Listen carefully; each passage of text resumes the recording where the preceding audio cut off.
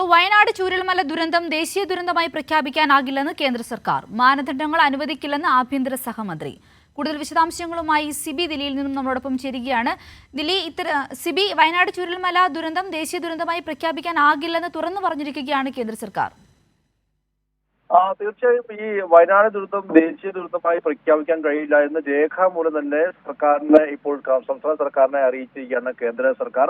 ഇതിൽ കേന്ദ്ര ആഭ്യന്തര സഹമന്ത്രി നിത്യാനന്ദ റായാണ് ഇത്തരത്തിൽ ഒരു മറുപടി നൽകിയിരിക്കുന്നത്. നേരത്തെ മുഖ്യമന്ത്രി പിണറായി വിജയൻ നേരിട്ട് പ്രധാനമന്ത്രിയെ കണ്ടുകൊണ്ട് നിവേദനം നൽകുകയും വയനാട് ദുരന്തം ദേശീയ ദുരന്തമായിട്ട് പ്രഖ്യാപിക്കണമെന്ന് ആവശ്യപ്പെടുകയും അതനുസരിച്ചുള്ള നഷ്ടപരിഹാരവും ധനസഹായം നൽകണമെന്ന് ആവശ്യപ്പെട്ടിരുന്നു.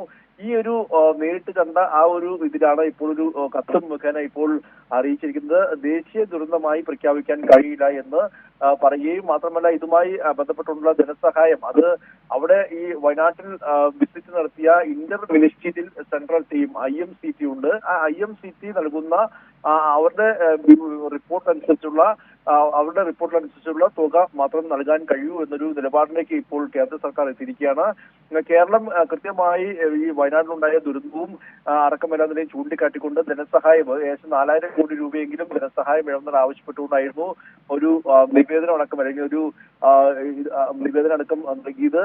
കൃത്യമായ കണക്കുകൾ അനുസരിച്ച് കൃത്യമായ റിപ്പോർട്ടുകൾ എല്ലാം തന്നെയും നഷ്ടപരിഹാരം സംബന്ധിച്ചെല്ലാം തന്നെയും കൃത്യമായ കണക്കുകൾ കേരള സർക്കാർ അക്കമിട്ട് നൽകുകയും ചെയ്തിരുന്നു. പക്ഷെ അവിടെ നമുക്കറിയാം വയനാട്ടിൽ പ്രധാനമന്ത്രി നരേന്ദ്രമോദി നേരിട്ട് സന്ദർശിച്ചിരുന്നു.